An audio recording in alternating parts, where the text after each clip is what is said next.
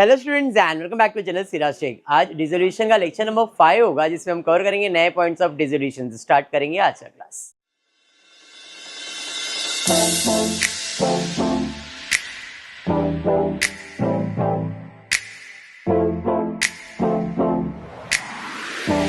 Simple simple बहुत ज्यादा simple सम लिया मैंने, जिसमें सबसे पहला असेट्स खाली करोगे, लायबिलिटीज पे करोगे, डिसोल्यूशन का खर्चा हो तो खर्चा एंड क्लोजिंग।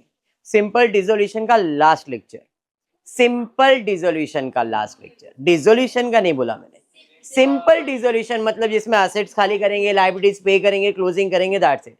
इसके बाद के लेक्चर में इंसॉल्वेंसी स्टार्ट करेंगे।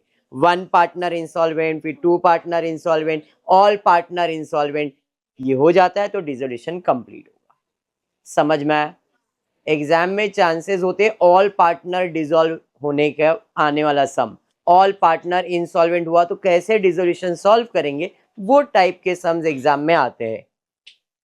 और नसीब बहुत अच्छा अगर है तो सिंपल डिसोल्यूशन आ जाएगा। तो देख लेना, आज करते टेक्स्ट बुक में page number 224, sum number 6, lecture number 5 in the books of Nerle and Patil. Realisation account flicker हो रहा है बेटा, हाथ रख दे उसके ऊपर और हटा दे। Realisation account, partners capital account, cash account. मैंने रियलाइजेशन छोटा बनाया, मेरे को मालूम है इसमें जगह ज्यादा लगने वाला नहीं, इसलिए और कोई रीजन नहीं है। ठीक है, स्टार्ट करते, जरा सम ध्यान देना, थोड़ा सा वर्किंग इसमें है।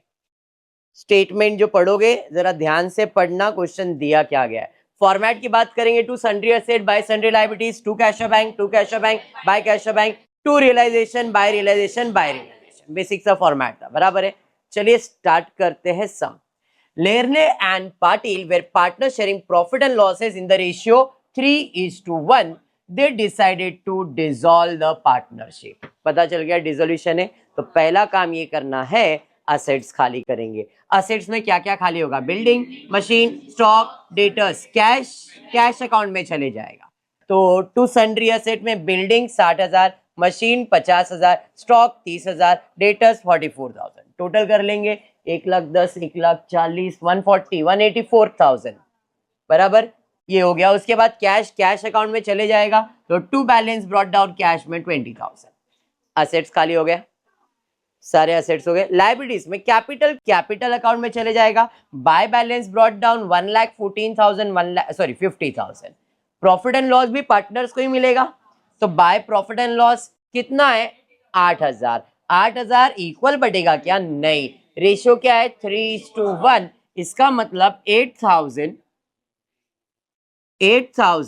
Into 3/4, 8,000 into 1/4। 4 1 जा 4 2 जा 0 0 0, इधर आ जाएगा 6,000 और इधर आ जाएगा 2,000, तो 6,000 एंड 2,000। Any doubt? समझाइए। उसके बाद क्या है? क्रेडिटर्स, वो तो इधर ही आ जाएगा, क्रेडिटर्स 32,000। बैलेंस शीट खाली हो गया।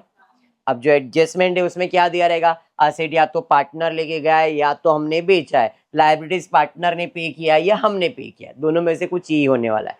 Adjustment, the firm was dissolve on the about date and the assets were realised as under. Nearly took over 50% of machine at a discount of 10% and 1/4 of the stock at a discount of 20%. अब हुआ क्या? मेरे पास एक machine है, एक machine है ऐसा जरूरी नहीं है, मशीन है, उसमें से आधा यानी कि 50% नेरले को पसंद आया। नहीं यार, तेरा जो मशीन है उसमें से आधा मेरे को दे देना, लेकिन उसका जो भी आधा कीमत है उसमें मुझे डिस्काउंट चाहिए। कितना % डिस्काउंट चाहिए? मशीन है कितने का जरा चेक करो। चलिए वर्किंग बनाते हैं। मशीन है 50,000 का, इसका आधा यानी कि 50% यानी कि 25,000 का मशीन उसको पसंद आया।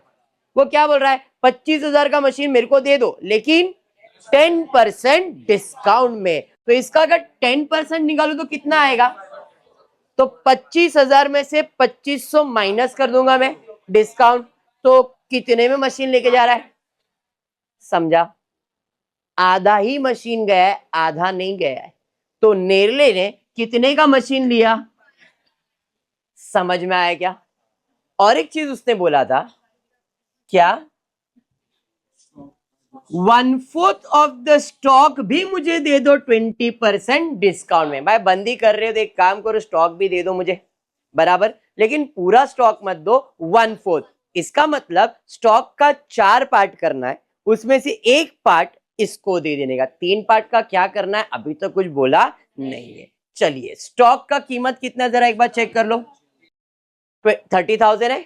चलिए स्टॉक, इसका 1/4 अमाउंट निकालना है। 1/4 कैसे निकालेंगे, 30,000 इंटू 1 डिवाइड बाय 4। 4 7 28, 4 5 20, 0, 7,500। क्या बोला, जो 1/4 स्टॉक है वो मुझे दे दो, लेकिन 20% डिस्काउंट पे। तो 7,500 का 20%, 750, 750, 1500 आ जाएगा। तो 7,500 में से 1500 माइनस करेंगे तो 6,000। तो नेरले ने मशीन कितने में लिया, स्टॉक कितने में लिया? अब दोनों आया था तो रियलाइजेशन में डेबिट है, अब जाएगा तो क्रेडिट। तो बाय कौन लेके जा रहा है, तो बाय नेरले कैपिटल। मशीन लेके जा रहा है 22,500 में, स्टॉक लेके जा रहा है 6,000। इन शॉर्ट टोटल कितना, 28,500। ये हो गया क्रेडिट इफेक्ट। दूसरा इफेक्ट देने का है डेबिट, कैपिटल अकाउंट के अंदर डेबिट टू रियलाइजेशन, नेरले के अकाउंट में 28,500। एडजस्टमेंट समझा, पक्का 100%। आगे बढ़ते सेकेंड एडजस्टमेंट पे। पाटिल बोल रहा है कि जो बिल्डिंग है वो मुझे 70,000 में दे दो, एंड डेटर्स जिसका कीमत 20,000 है वो मुझे 16,000 में दे दो। पाटिल बोल रहा है बिल्डिंग दे दो मुझे, कितने में दे दो, 70,000 में, और डेटर जिसका कीमत 20,000 है उसके लिए मैं तुमको कितना दे देता हूं, 16,000। Debtors worth ₹20,000 at ₹16,000। मतलब डेटर्स का कीमत 20,000 है, बट मेरे को कितने में दे दे, 16,000 में। समझा? अब दोनों आया था डेबिट, जाएगा तो क्रेडिट। तो बाय बिल्डिंग कितने में लेके जा रहा है और डेटर्स कितने में लेके जा रहा है। डेटर्स का वर्किंग बता रहा हूं, टोटल डेटर मेरे पास कितना था, इसमें से 20,000 का डेटर्स जो है वो लेके जा रहा है, लेकिन 20 में लेके जा रहा है क्या, कितने में लेके जा रहा है। इन शॉर्ट मेरे डेटर्स कितने के खत्म हुए, जैसे 50,000 में से मेरे 25,000 के मशीन गए, लेकिन गया कितने में, 30,000 में से 7.5 का स्टॉक गया, लेकिन गया कितने में। तो मेरे लिए इंपॉर्टेंट ये अमाउंट था ना। वैसे ही डेटर्स था 44,000 का, उसमें से 20,000 का जो डेटर्स है वो कितने में लेके जा रहा है। समझा लॉजिक? तो इसका मतलब यहाँ पे डेटर्स कितने का गया, 16,000। टोटल कितना हो गया, 86,000।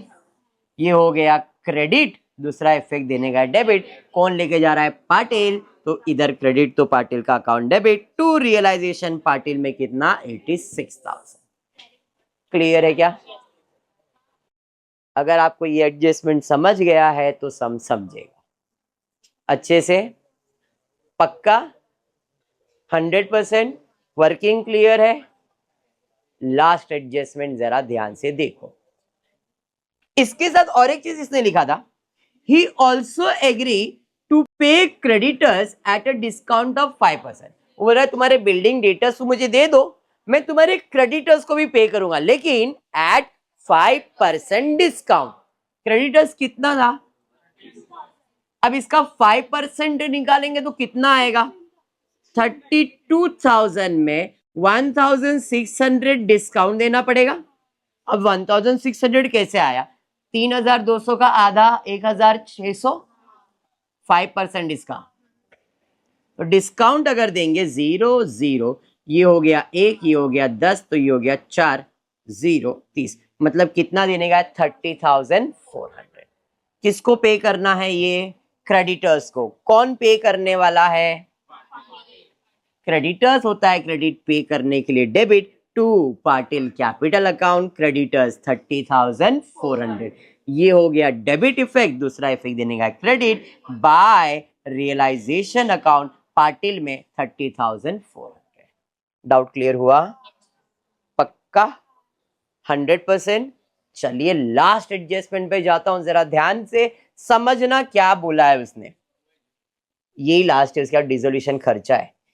Balance of machinery was sold at a loss of 4,000 and उसके साथ ये कंबाइन में balance of stock was sold at 10% profit and debtor realized at 95% value। Important adjustment. ऐसे देखने जाओ तो सिर्फ बात करने की बात है तो आपको रियली समझ में आ जाएगा, बट ये लैंग्वेज नहीं समझेगा, ध्यान से सुनना। एक अंदर उसने बोला बैलेंस ऑफ मशीन बेच दिया कितने लॉस में? 4,000। अभी बैलेंस ऑफ मशीन का मतलब नहीं समझा मेरे को, आप लोग समझा? यस, ये जो 50,000 का मशीन था जिसमें से 50% मैंने बेच दिया था, तो अब बैलेंस कितना बचा? 50%, यानी कि 25,000 बचा। उसने बोला ये जो मशीन है ये मैंने 4,000 लॉस खा के बेचा, तो 4,000 लॉस खाया मतलब कितने में बेचा? 20। अरे ये समझा? साथ ही साथ और एक एडजस्टमेंट था, बेचा है तो इसका मतलब कितना पैसा आएगा? मशीन बेचा है तो पैसा आएगा ना। मशीन आया था डेबिट, जाएगा तो क्रेडिट, बाय कैश और बैंक। मशीन कितने में? 21। इतना समझा? एडजस्टमेंट आगे कंटिन्यू करता हूं। कहा गया इसका दूसरा इफेक्ट देने का बाकी है, मैंने एक ही इफेक्ट दिया है। Balance of stock was sold at 10% profit. Balance of stock देखते, स्टॉक का बैलेंस कितना है मेरे पास? 30,000 था। 30,000 में से 7,500 तो मेरा बिक गया था, 1/4 बिक गया था ना, तो बचा कितना? 3/4, यानी कि 22,500 बचा। अरे बचा, इसको मैंने कितने में बेचा? 10% प्रॉफिट में बेचा। अब इसका 10% प्रॉफिट मतलब 2250, तो 22,500 में 2250 में ऐड करूंगा तो मैं कितने में बेच रहा हूं? अरे समझा?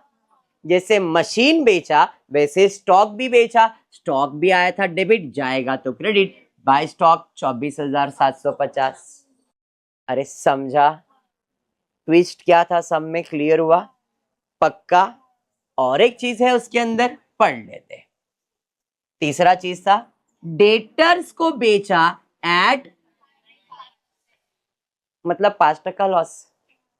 100% बेचा क्या? नहीं, 95 में बेचा मतलब 5% लॉस। अगर वो नहीं समझा तो 95% में बेचा। अब बताओ डेटर्स कितना बैलेंस है? 44,000 में से 20,000 तो एडजस्ट हो गया था, 24। इसको मैंने कितने में बेचा? 95% वैल्यू में बेचा ना, बराबर है। तो इसका 95% वैल्यू निकालो, कितना आ रहा है देखो जरा। 95% वैल्यू निकालो, कितना आ रहा है? मैं सिंपल 5% निकालता हूं। 5% कितना आएगा? 1200। तो 24,000 में से 1200 माइनस कर दो, 0 0, ये 3, ये 10, तो ये 8। कितने में बेचा? अरे समझा? बेचा तो वापस डेटर था डेबिट, बेचा तो क्रेडिट, 22,800। और कुछ है क्या? इन सब को मैंने कितने में बेचा? 21, 24 और 22 ऐड करेंगे 68,550। ये हो गया क्रेडिट। दूसरा इफेक्ट देंगे डेबिट, बेचा है तो पैसा आएगा to realisation 68,550। Sum clear? Sum में ट्विस्ट, ये वर्किंग था और कुछ भी नहीं। क्लियर है क्या? पक्का? चलिए नेक्स्ट, और कोई एडजस्टमेंट है क्या? चेक कर लो। मेरे हिसाब से कोई एडजस्टमेंट और नहीं है, बराबर। अब हम चेक करते हैं क्या मेरे सारे एसेट्स बिक गए क्या? बिल्डिंग, हाँ सर बिक गया। मशीन पूरा बिक गया, स्टॉक भी पूरा बिक गया, डेटर्स भी पूरा बिक गया, बराबर है। लायबिलिटीज में क्रेडिटर्स था, उसको भी मैंने पे कर डन। इसका मतलब अब क्लोजिंग, कोई एक्स्ट्रा अकाउंट मैंने बनाया है क्या? नहीं। तो इधर का ही टोटल करेंगे, ये टोटल आपका ज्यादा है 2,15,050, उसमें से इसको माइनस करेंगे तो माइनस करते आपको आ रहा है 650, ये बटेगा कौन से रेशियो में, 3:1 में। तो पार्टनर्स नेरले एंड पाटिल इधर डेबिट है तो पार्टनर का अकाउंट हो जाएगा क्रेडिट बाय रियलाइजेशन 488 एंड 162। ये मैं डायरेक्ट कर रहा हूं लेकिन समझ में आया ना, पक्का। अब एक एक का अकाउंट क्लोज करते, 1,14,000 यही ज्यादा लग रहा है, इसका टोटल लिया 1,20,488, 1,20,488 माइनस करेंगे 91,008। इधर इधर में ये मेरे को ज्यादा लग रहा है 86,000, ये 50 और 30 82,000 के आसपास है, तो यही ज्यादा है 86,000, उसमें से इसको माइनस किया 3438। अब जो भी बैलेंस आया उसमें क्या लिखते, टू कैशर बैंक, इधर आया तो बाय कैशर बैंक। अब इसकी एंट्री क्या है, ये कौन से साइड पे आया है, डेबिट, तो कैशर बैंक अकाउंट में कौन से साइड पे जाएगा, ये कौन से साइड पे आया है, तो कैशर बैंक में कौन से साइड पे जाएगा, डेबिट में। तो इधर टू किसके अकाउंट में बैलेंस आया है, इधर डेबिट है तो उधर क्रेडिट में बाय नेरले 91,988, इधर क्रेडिट तो इसके अकाउंट में डेबिट टू पाटिल में 3438। डन, क्लोजिंग कर लो, यही अमाउंट इधर आएगा 91,988, इधर भी सेम है 6080 करके देख लो 9188। डन है सम क्लियर हुआ, वर्किंग समझ में आया है, पक्का 100%। बेटा उसको बुला ले अंदर, चलो डन है इतना सबको। जर्नल एंट्री पे जाता हूं, सेम सम का जर्नल एंट्री लेता हूं in the books of Nerle and Patil, वापस से सेम। ध्यान दो, पहला स्टेप क्या करेंगे बताओ, खाली करेंगे, असेट होता डेबिट, खाली करने के लिए credit to building 60,000, to machine 50,000, to stock 30,000, to sundry debtors. Cash की एंट्री आएगी क्या, नहीं, सारा पैसा खाली हो गया, कहां जाएगा, रियलाइजेशन 1,84,000 बीइंग असेट ट्रांसफर्ड, समझा। लायबिलिटीज में कैपिटल की जर्नल एंट्री आएगी क्या, नहीं, प्रॉफिट एंड लॉस और क्रेडिटर्स की जर्नल एंट्री आने वाली। तो पहला प्रॉफिट एंड लॉस है, तो प्रॉफिट एंड लॉस लायबिलिटी होता है, क्रेडिट कैंसिल करने के लिए डेबिट, तो profit and loss account debit to किसको जाएगा ये पैसा, कौन से रेशियो में, प्रॉफिट शेयरिंग रेशियो, तो टू नेरले को जाएगा 8,000 सॉरी 6,000 और इसको 2,000। समझा क्या किया, इसमें डाउट है, being profit and loss transfer to capital account. उसके बाद क्रेडिटर्स होता है, क्रेडिट कैंसिल करने के लिए debit, creditors account debit to realisation account 32,000। Any doubt, पक्का समझा, हाँ।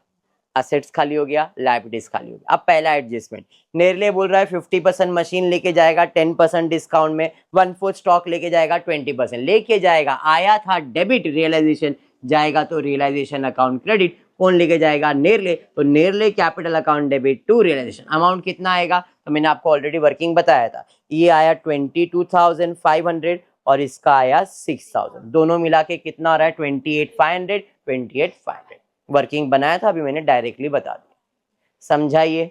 चलिए नेक्स्ट, उसके बाद क्या एडजस्टमेंट आया था, पाटिल क्या बोल रहा है, बिल्डिंग और डेटर्स लेके जाऊंगा, बिल्डिंग कितने में लेके जाऊंगा, ये कितने में लेके जाऊंगा 16, मतलब टोटल कितने का सामान लेके जा रहा है 86, दोनों आया था डेबिट, अब जाएगा तो क्रेडिट, तो Patil account debit to realisation 86,000। Fast किया क्योंकि अब भी सेम सम किया है, बराबर। नेक्स्ट उसके बाद क्या है, वो और बोल रहा है कि क्रेडिटर्स को मैं कितने % डिस्काउंट में दूंगा, 5, पे करेगा तो पैसा जाएगा, नहीं सर, कौन पे कर रहा है, पाटिल, क्रेडिटर्स होता है क्रेडिट, पे करने के लिए डेबिट, तो realisation account debit to Patil capital 30,400। Amount कैसा है समझाइए।